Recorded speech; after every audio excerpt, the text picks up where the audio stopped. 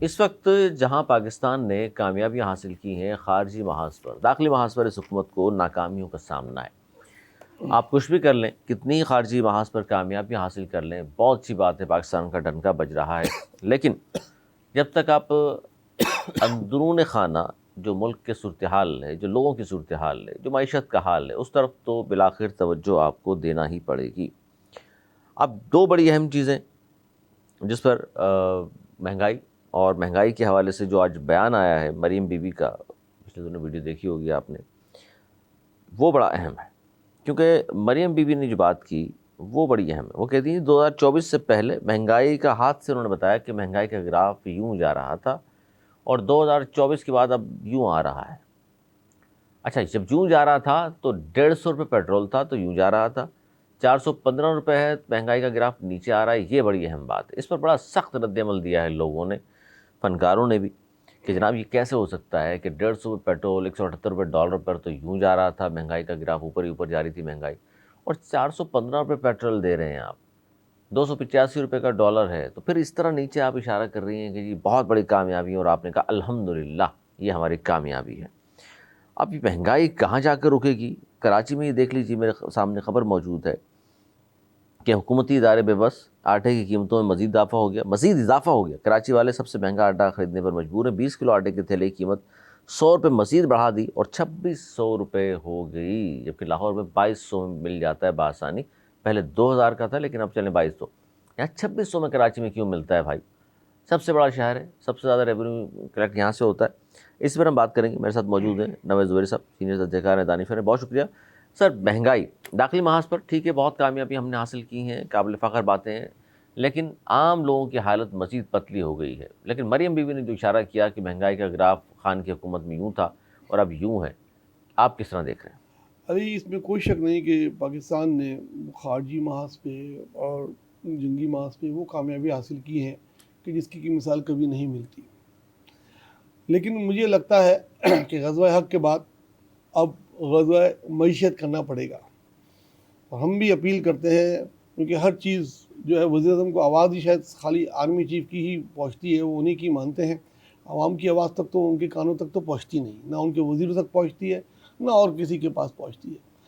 تو یہ ہم ہمتاً جو ہے وہ ان سے بہت زیادہ مؤدبانہ گزارش کرتے ہیں کہ اب آپ جو ڈنڈا اٹھائیں تو معیشت کی بحالی کے لیے، اس مہنگائی کی طوفان کے لیے اٹھائیں، ایک غزوہ معیشت کر جائیں آپ۔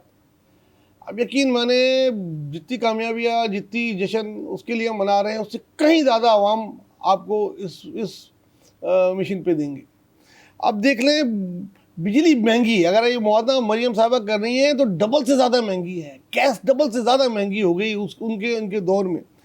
فیول آپ لے لیں، مطلب پیٹرول، ڈیزل، مٹی کا تیل، گیس، ہر چیز کی قیمت اتنی زیادہ ہے کہ آپ کوئی موازنہ کر ہی نہیں سکتے، کسی بھی صورت میں نہیں کر سکتے۔ گراف کو ایسے کریں۔ گراؤنڈ ریٹی یہ ہے کہ عوام کی خرید سے باہر ہو گئی ہیں یہ سب چیزیں، اشیاء خوردنوش، جیسے آپ نے بتایا، آٹا، چینی، تیل، دالیں، ہر چیز وہ ایسا ہو گیا ہے لینا کسی کے لیے کہ علی وہ سوچتا ہے بیچارہ، چیزیں دیکھتا ہے اور چلا جاتا ہے۔ پھل فروٹ تو بہت عیاشی ہو گئی اب۔ تو یہ خدا را رحم کریں، سر آج چیخیں نکل رہی ہیں بالکل، عوام کی۔ آج ایک نون لیگی رہنما حکومت میں ہے، وہ فرما رہے ہیں کہ جی امریکہ اور یورپ سے قیمتیں کم ہیں کھانے پینے کی، شرم مطلب کی بات ہے یار۔ وہاں کی فیکس آمدنی دیکھ لیں، وہ ویلفیئر اسٹیٹ ہے، حکومت کیا کچھ کرتی ہے ان کے لوگوں کے لیے، وہاں کی تنخواہیں دیکھ لیں، اور مثال آپ نے دے دی فوراً وہاں کی۔ مطلب میں حیران ہوں، یہ جو ان کی وزراء ہیں، یا تو انہوں نے دنیا دیکھی نہیں ہے یا کچھ پڑھا نہیں ہے ان کی معیشت کے بارے میں۔ وہاں بے روزگار الاؤنس ملتا ہے، اگر کوئی جاب لیس ہو جائے تو اس کو پیسے دیتی ہے گورنمنٹ، اگر ان سے ٹیکس لیتی ہے تو ان کو پیسے بھی دیتی ہے، پے بیک کرتی ہے۔ یہاں ملتا کیا ہے؟ یہاں تو کچھ نہیں ملتا، یہاں تو قبر تک اتنی مہنگی کر دی ہے کہ غریب مرے گا بھی تو اس کو کیسے دفنائیں گے؟ تو اب ساری نظریں جی اب بڑے افسوس کے ساتھ کہنا پڑتا ہے کہ حکومت پہ نہیں ہے، آپ کی طرف ہے جنرل صاحب۔ اب اگر آپ ہی جو ہے یہ کر سکتے ہیں تو ایک خدا را غزوہ حق ہو گیا، جشن منا لیا قوم نے، بھوکے پیٹ بھی جشن منایا ہے، آپ نے دیکھا کتنی خوشیاں منائی ہیں۔ لیکن اب ایک معیشت بھی کر لیں اور وہ حق جو عوام کا ہے وہ ان کو دلائیں. بڑا افسوس ہوتا تھا کہ اگر غم جو ہے نا سانجھا ہو تو کم لگتا ہے نا. یہاں پیٹرول کے ایک اسٹوڈنٹ اگر جا رہا ہو اگر 1 لیٹر پیٹرول ڈلائے گا علی تو 100 پتہ نہیں کتنے روپے تو وہ لیوی کا ٹیکس دے رہا ہوتا ہے, وہ جو کما بھی نہیں رہا. دوسری طرف وہ دیکھتا ہے ایک وزیر کی گاڑی کھڑی ہے جو پیٹرول خرید بھی نہیں رہا ہے, اس کا پیٹرول فری ہے اور اے سی چل رہا ہے گاڑی میں, شیشے اس کے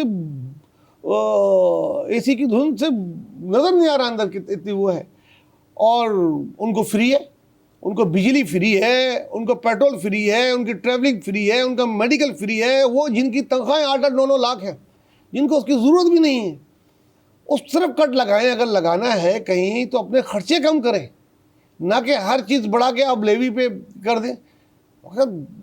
IMF آپ کو 80 روپے کہتا ہے لیوی لینے کے لیے, ایسا ہی ہے نا شاید. اگر IMF سے جو معاہدہ ہوا وہ 80 روپے ہے. آج خود وزیر پیٹرولیم صاحب فرما رہے تھے کہ ہم 17 روپے وصول کر رہے ہیں, اور اس کی توجہ یہ پیش کر رہے ہیں کہ جی وہ بجٹ خسارہ بھی ہے, پھر پورا کرنا ہوتا ہے, PR بھی ناکام ہے, تو وہاں کا ہم نے وہاں ڈال کے. سر یہ مطلب عوام کے ساتھ کھلا مذاق ہے.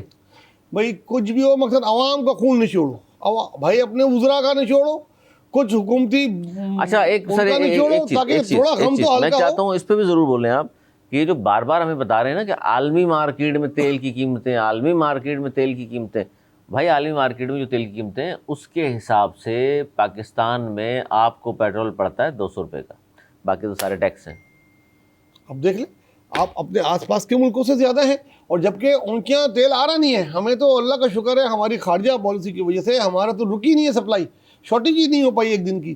لیکن اتنا مہنگا کر دینا کہ اچھا سر ایک اور بات بھی شامل کر لیں. آج پھر ایک وزیر صاحب نے یہ فرما دیا ہے کہ ہمارے پاس 30 دن کا پیٹرول موجود ہے اور 25 دن کا ڈیزل, اور اب یہ نہ ہو کہ کل فلاں پھر بولیں کہ یہ ختم ہو گیا. وہ ایک وزیر موصوف نے اس سے پہلے کتنے کہا تھا ہمیں 2 دن 3 دن کا رہ گیا. ہاں وہ ایک دن کا بھی نہیں ہے, ایک دن کا. آپ لوگ وزیر ہی ایک پیج پہ نہیں ہے, کوئی ان کو بریفنگ نہیں ہے, کچھ پتہ نہیں ہے, جس کو سامنے مائک آ جاتا ہے وہ اپنی.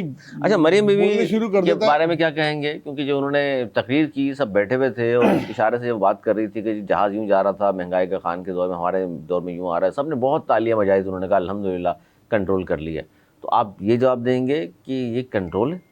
میں نے کہا نا کہ ڈبل سے زیادہ ہو گیا ہے. کوئی مریم بی بی کو کون بریفنگ دیتا ہے؟